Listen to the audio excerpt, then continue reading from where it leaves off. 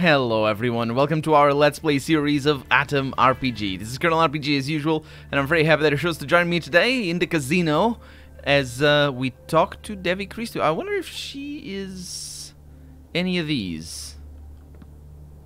The young woman wearing white seems to have trouble standing straight on her feet. It seems that she's already drunk, but she's holding on to a glass of cloudy moonshine. It's obvious that it isn't her first one. Having a few drinks is normal, she says, especially if you're in a casino, I would say, but especially if everyone else is doing it. Having a few drinks is normal, especially if everyone else is doing it, she says. The woman keeps repeating this strange mantra, completely ignoring your presence. It's unlikely that you'll be able to distract her. I'm gonna wave my hand dismissively. I thought I was gonna just be like, hey, I'm here, but no, I can't. Let's have a chat with this one over here. The mustached man is hunching over a bottle of foxed beer. I don't know what that is. He looks as if he lost it. As if he were lost in his own thoughts. Then I can just wave my hand at them all. Hi, and well, I guess hi and bye. Weren't you the one to advocate against alcohol consumption? I don't remember. Was he the one that was there where we went to? Remember the last time we found their cult?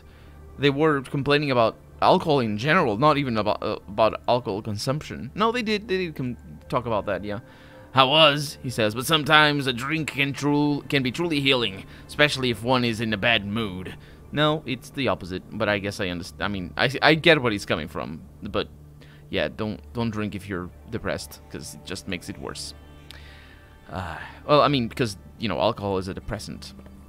Having noticed you, the man lets... should be a coma. Over there. The man lets out a heavy sigh. He looks storm-beaten and unprepared for a long conversation. How's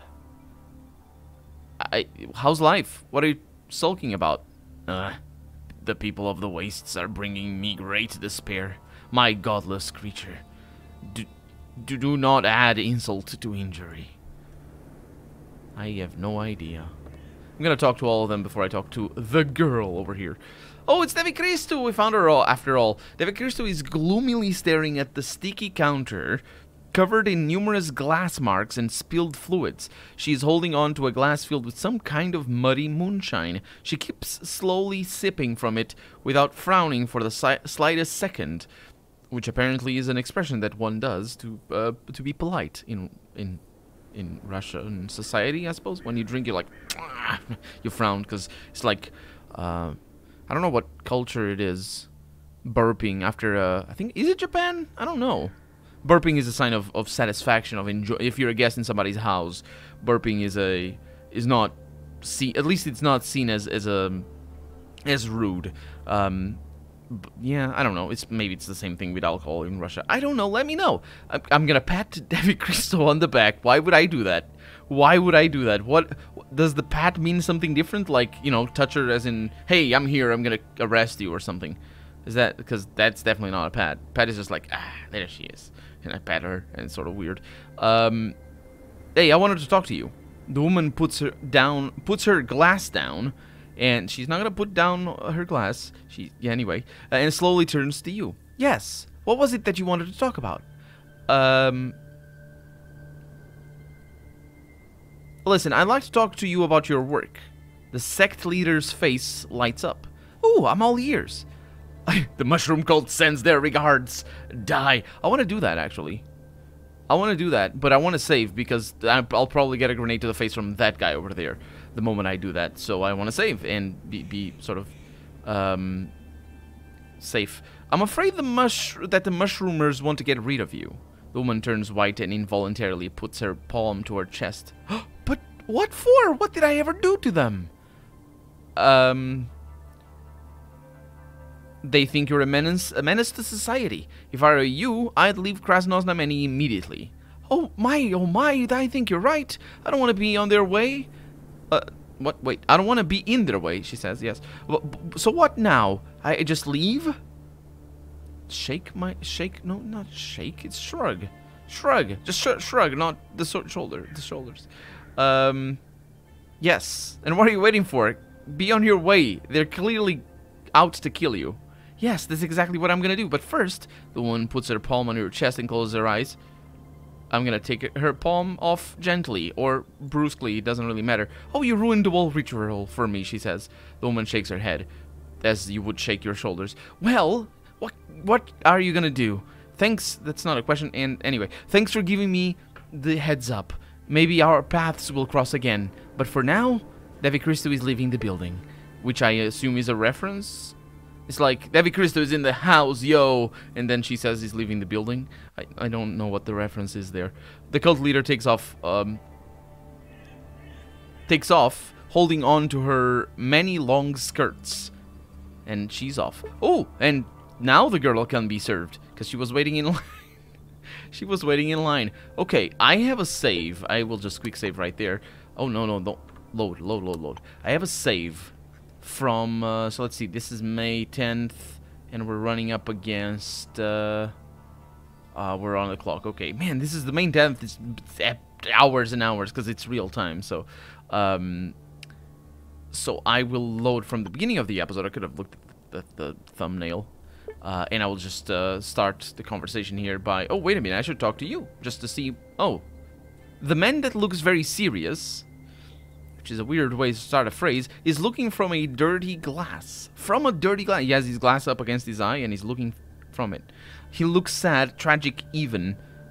Having noticed you, he lets out a sigh and closes his eyes. Huh, well, that was anticlimactic.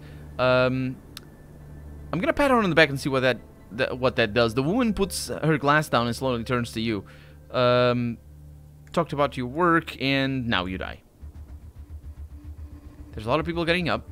That guy's clearly fighting people. So I came here for... This guy's not. He doesn't care. I came here for you, so... That's how that starts. Wait. Boris? Don't shoot me. No, he's shooting me. I'm glad I took that option.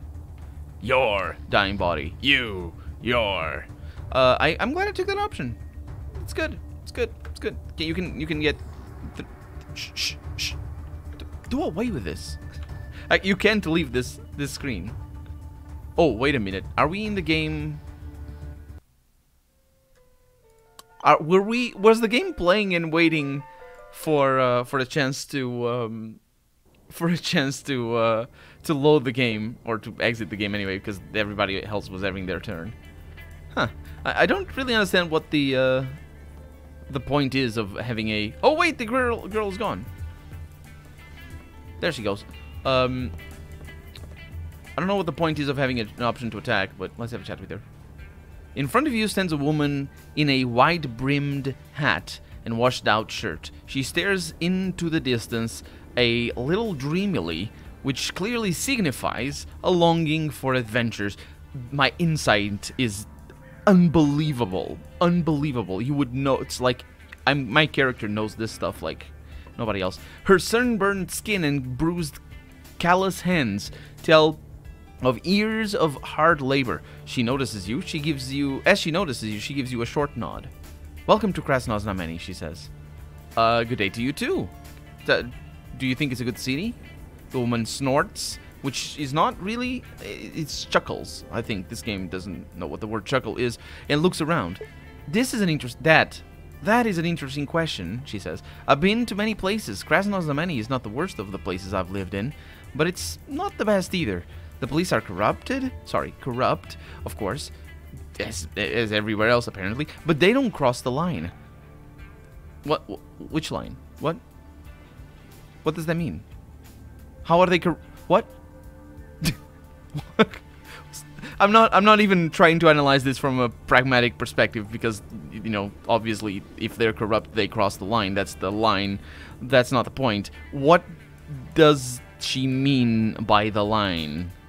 Like, do they not kill people? Is that the line? I don't know. The residents are friendly, but won't hug you to death. Okay. As for authorities, which she already mentioned, I've seen worse. Not worst. Where are you from? My family comes from the city of Fargate. It's on the Black Sea. Those are picturesque places, but dangerous too. So which places have you visited so far? Oh, many. True Drograd, the Mountain Pass of Woes. That should be a capital P. The Vladikavkaz, Makashkala.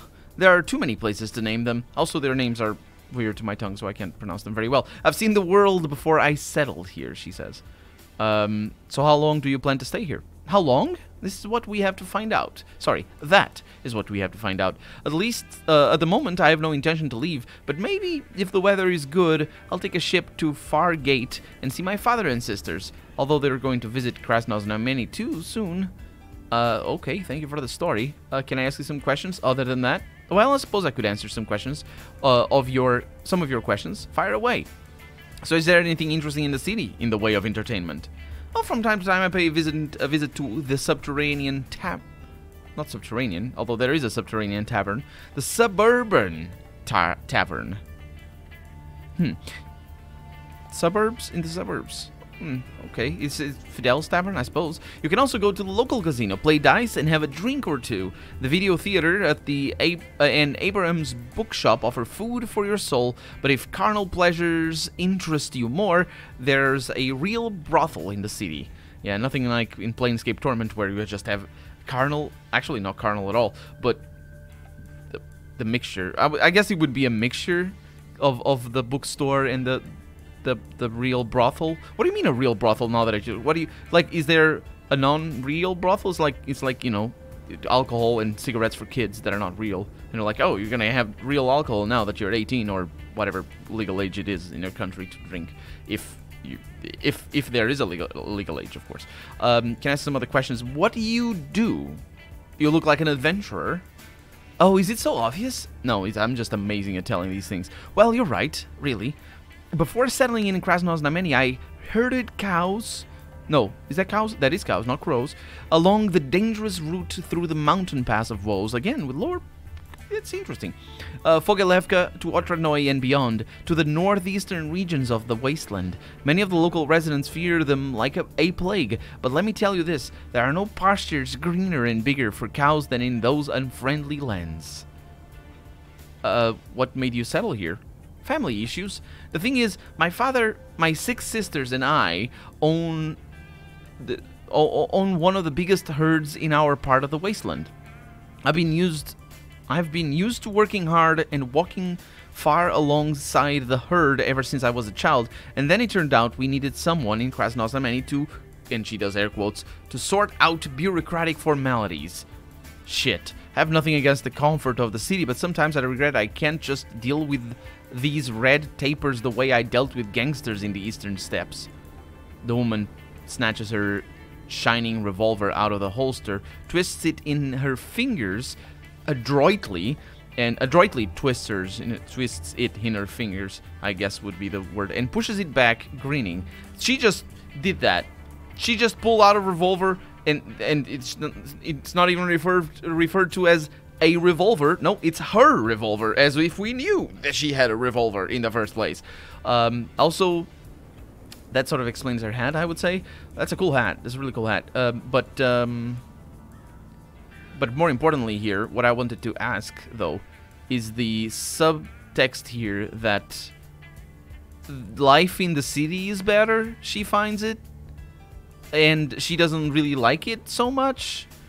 I mean, not necessarily that she's... Because she's saying that she regrets it sometimes. So it's not like she's saying, oh, the city is really good. No, she doesn't like it all that much. So she's as unbiased as it gets. Before, we got that dude that lived out in a farm, and it was like, the farm is where it's at. And so like, but he was clearly biased because he had all this trauma before and all that sort of stuff. Now she's unbiased. I wonder, though, both culturally and pragmatically, if living in a city in the post-apocalypse would be more comfortable than living out in the wasteland. I wonder. Because if we're talking culturally, then that has more to do with the general perception and general feeling of how, I suppose, 1980s Russia looked at urban life. There are, there's different, I don't know if they did. They take a look at urban life as like the thing that you want to aspire to, and people of the country just didn't really have it as well off as the people of the city. But pragmatically speaking, and especially thinking of Fallout, life in the city is worse. And of course, this is not Fallout, but I think it would be worse off for people in the city to they would be less comfortable, is what I mean. But still, anyway, she did a trick and my character noticed it, and she'll teach me that, and I gained 5 pistols right there. Let's not mention that because that came out of nowhere. Let's pretend that it didn't happen. So, have you heard any interesting rumors? Nothing that would make your hair stand on end, but some of the local legends are curious indeed. For example, rumor has it that far in the mountains to the west, there still might remain some missile warheads left after the war, or take the stories about bunkers where weird experiments on corpses were carried out. It might all be idle talk, of course, or not. Well, if you have a decent hospital, you have weird experiments on corpses being carried out right now, because that's how they train surgeons and stuff like that. Not really weird experiments, but for a person that lives out in the country, they probably wouldn't think of that. Or I think of that as not weird, surgeon training. Let's see, is there a place in the city where an adventurer could find a good job? Honestly, she says, I have no idea, but I'm pretty sure such places exist.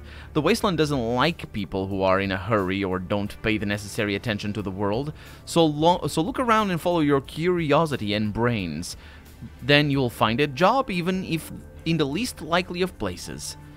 In other words, talk to everybody. Wait a minute, I need to barter with you. You don't have money. Bye. Okay, bye-bye. Well, there it is. There it is. The girl. I don't think she told me her name.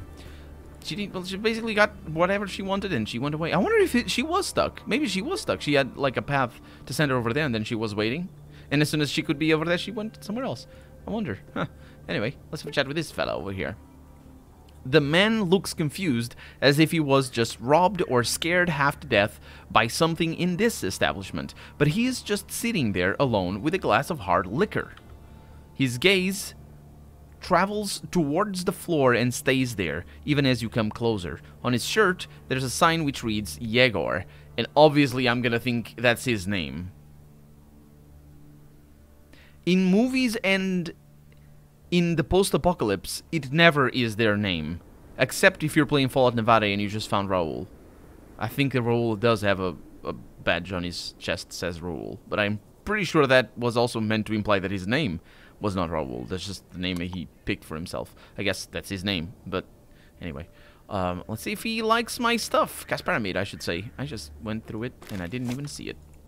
He likes my stuff. That's pretty good. He has a medal. I don't need no medal. You can keep your medal to yourself. I will give you 3 of these. How about that? That's good, isn't it? That's really good. Leave me be, alright? A man's soul can't handle some revelations.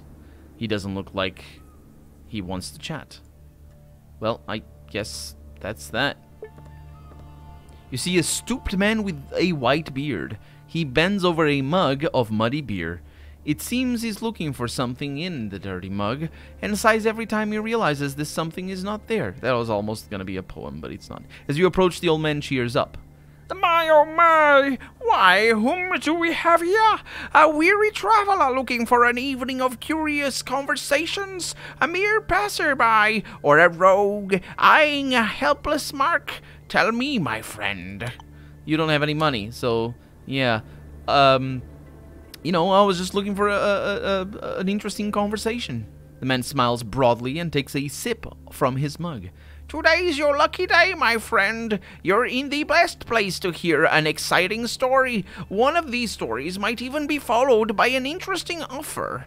But perhaps you should first ask your questions to know who you're talking to. Sorry, if you're gonna use the word whom, use it consistently, my old dude. To whom you're talking to? I'm sorry, I just old. You know how it is. And also this beard made of cotton, you know. Anyway, yes, I'd like to ask you some questions. The man starts beating against the tabletop with his long, thin fingers. Drumming the tabletop would be the correct word or usage. It's a figure of speech, obviously, but beating it with the finger sounds really weird. Questions. Well, indeed, why not learn more about a person you will be doing business with? Ask. I am listening. Who are you? My name is Ivan Chertikilo. In the olden times, they would have called me the Master of Ceremonies, the Keeper of the Ancient Spirit. Now, however, they call me a lunatic. But they are all so wrong. Oh, so wrong when they call me that. What are you doing here?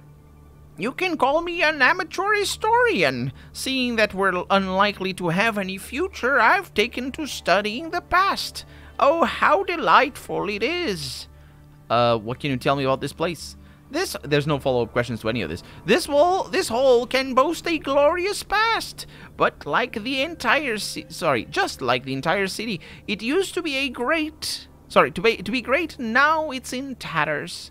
It's all so sad. But perhaps one day someone will be able to right the historical wrong. The historical wrong. That's how you know he's an historian. He uses the word historical. That's how you know. I should know, because I do that trick. Very easy. So every time I like get into history mode, I just historically speaking, we're talking about it works well though for when you're exposing things and you want to change the pace of a conversation. So that's why I do it. He's ending a conversation, so he's just posing basically. Let's see. Have you heard anything interesting lately? Perhaps the story of pseudo kids. Oh my god, what is this? Some kind of stalker monster? Like the pseudo giant? Except these are pseudo kids? Seriously, what is that? What is that supposed to mean? Let's let him talk. Perhaps the story of pseudo kids will be of some interest to you. A long time ago, there used to be a Boy Scout camp for the rich kids. Ordinary children weren't accepted there. The nation's cream of the crop were gathered in the camp to be raised ideologically loyal, to fight and die for the ideas of Marxism-Leninism. People say not all of those kids were evacuated on time. There are rumors that some of these kids still wander around in their old pioneer clothes, like ghosts from the long-lost past. However, hunters and rangers disproved this legend. They just do. Because they exist. They do. They say that... Oh, disapprove of this legend? Argue against this legend. They say that what looks like a Boy Scout from afar, at a closer glance turns out to be a disgusting mutant. Creature of the night, a deformed sheep or goat, mutilated by nature so badly it resembled a tiny human figure. It's like my son. From behind it looks like an old woman, but then you go up and it's my son. But if he turns his back, he looks like an old woman, except this is mutants instead. They say if you shoot such a mutant, it starts crying. Wait a minute. Now I'm realizing it is like the monsters in Stalker, like the pseudo-giant. I wonder what pseudo means. Or, I mean, it's not necessarily what it means. I know what it means. I wonder what it's used for in colloquial things in Russia. Because, of course, the usage of specific words... actually, this is a prefix. The usage of specific prefixes can vary wildly. And I've heard, for example, the prefix anti being used in Russian, in Russian specifically, not translated, but the prefix anti being used as in place of the prefix un, which is a different prefix, and I'm talking about the English prefix, which is a different prefix, and actually means something different in Latin, which is where they all come from. But I mean, in Russian, it could mean. They could switch of course the meaning. So I wonder if pseudo. I never thought of it in Stalker, but I wonder if pseudo means something different than what it means. Because pseudo means pretend to be in English anyway. It's like a pseudo. I think the word pseudo-scientific, for example, is a good example. It pretends to be scientific, but it's not. So that's where the word comes from. Anyway, they say if you shoot such a mutant, it starts crying in a human way to warn its brothers of the danger. That's why people in these parts of the land are afraid of the night. It's full of nightmares you wouldn't wish on your deadliest enemy. Yeah, kids crying. That's terrifying. Absolutely. Well, let's change the subject. I'll have to chat with you next episode, though, because we're out of time. So for right now, I'm Colonel RPG, and this has been Atom RPG. I really hope you've enjoyed it, and if you did, go ahead and leave a comment, like the video if you want to see the next episode come out sooner rather than later. But above all, thank you so much for watching, and I hope I'll see you next episode. Bye-bye.